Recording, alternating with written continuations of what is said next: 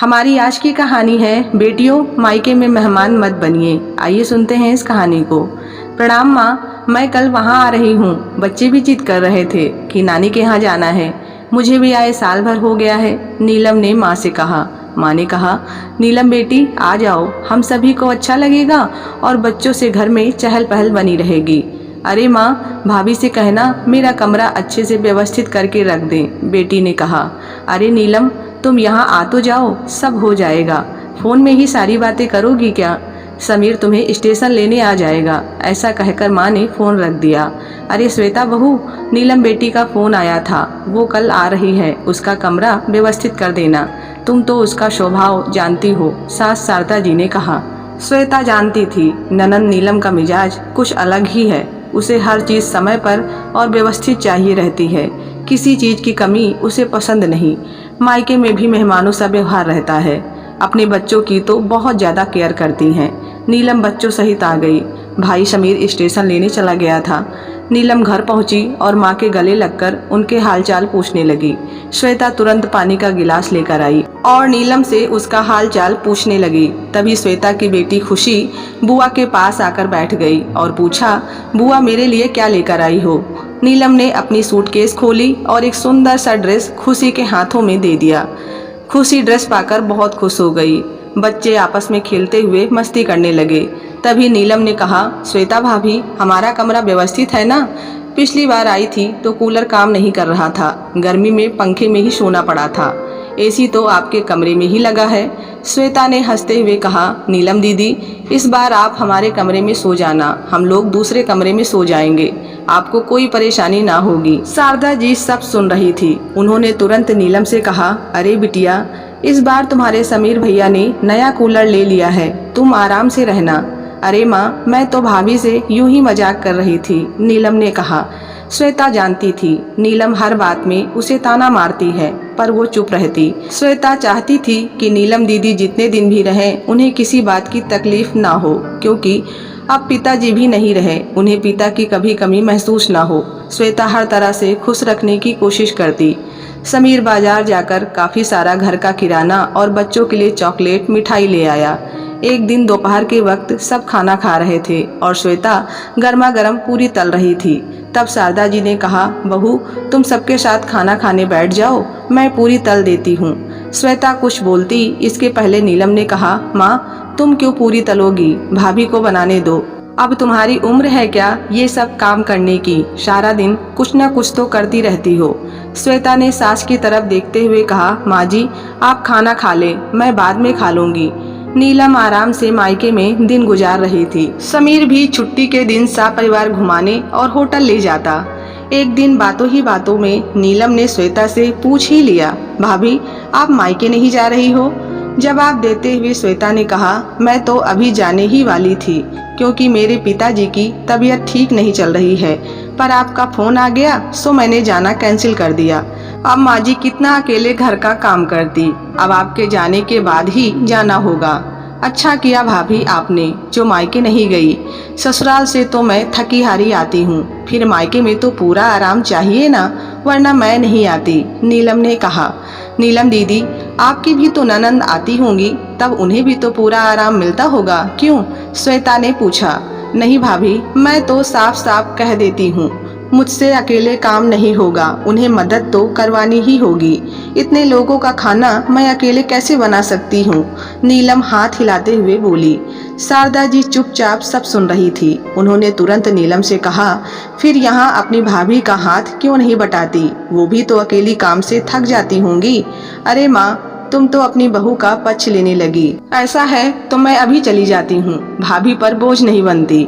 नीलम ऐसा कहते हुए रोने लगी। श्वेता जानती थी यह तो उनकी हर बार की आदत है, थोड़ा भी कुछ कहो तो बुरा मानकर रोने लगती हैं। श्वेता ने बात संभालते हुए कहा, अरे दीदी, माँ जी का ये मतलब नहीं था, आप तो आराम से रहिए, मुझे तो आदत है काम करने की, आप तो हर साल आती हैं, मैंने कभी कोई शिकायत की है भला? एक दिन शारदा जी अपने कमरे में आराम कर रही थी। तभी नीलम ने अंदर आते ही पूछा, माँ भाभी नजर नहीं आ रही, कहीं बाहर गई हैं क्या? हाँ नीलम, बहू कह कर गई है, कुछ देर में आ रही हूँ, शायद कुछ काम से गई होगी, माँ ने बताया। नीलम ने कहा, माँ तुम्हारा गला कैसे खाली है? चैन नहीं पहनी?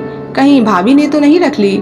शारदा जी कुछ कहने ही जा रही थी कि इतने में श्वेता कमरे में दाखिल होते हुए बोली, लीजिए माँ जी, आपकी चैन।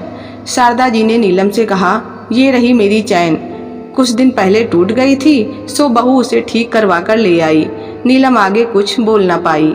एक दिन श्वेता की तबीयत बिगड़ गई, उसे तेज बुखार था। समीर तुरंत हॉस्पिटल ले गया। डॉक्टर ने देखते ही कहा, श्वेता को टाइफाइड हो गया है और अस्पताल में भर्ती करना पड़ेगा। समीर ने तुरंत माँ को फ़ोन करके सारी बातें बता दी। शारदा जी नीलम को सारी बात कहकर तुरंत हॉस्पिटल पहुंची। शारदा जी श्वेता के सिरहाने बैठी और उसे तसल्ली दे रही थी, कुछ दिनों में सब ठीक हो जाएगा। शारदा जी ने समीर से कहा, तुम घर चले जाओ, घर में नीलम और बच्चे हैं। नीलम से कहना श्वेता के लिए खिचड़ी बना दे। अब घर की सारी जिम्मेदारी नीलम पर आ चुकी थी, पर वो करती भी क्या। उसने सबके लिए खाना बनाया और भाभी के लिए खिचड़ी बनाकर समीर के हाथों हॉस्पिटल भेज दी। शारदा जी ने श्वेता को खाना खिलाया और घर वापस आ गई। घर आकर देखा नीलम काम कर रही थी और बच्चे भी कमरे में चुपचाप खेल रहे थे।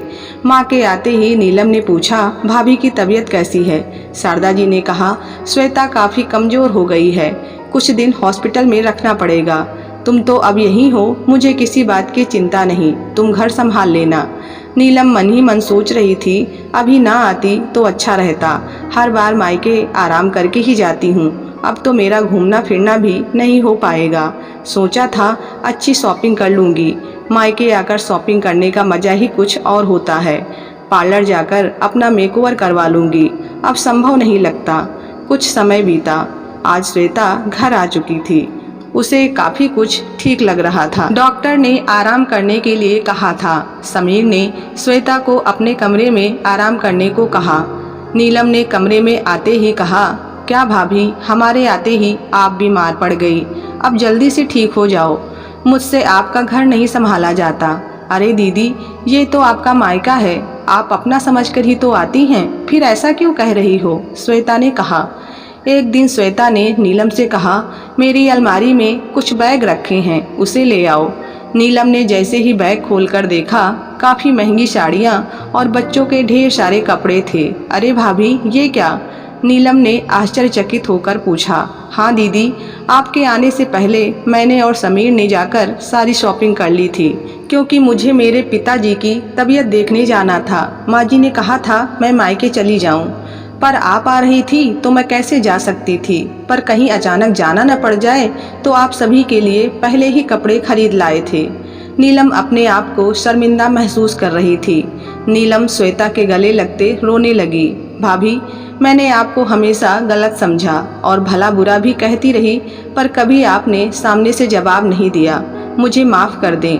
अरे अरे दीदी, ऐसा मत कहिए, आप तो बेटी हैं इस घर की, आपका तो हक है। अब तो मेरी तबीयत भी ठीक है, अब हम सब घूमने फिरने चलेंगे और खूब शॉपिंग करेंगे।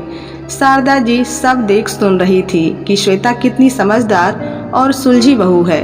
ननन को हमेशा बहन की तरह ही मानती रही। समीर ने कभी उसे पिताजी की कमी महसूस न होने दी, उसकी हर चीज़ का बखूबी ध्यान देता रहा, पर नीलम ने भाभी को कभी वो महत्व नहीं दिया जिसकी वो हकदार थी।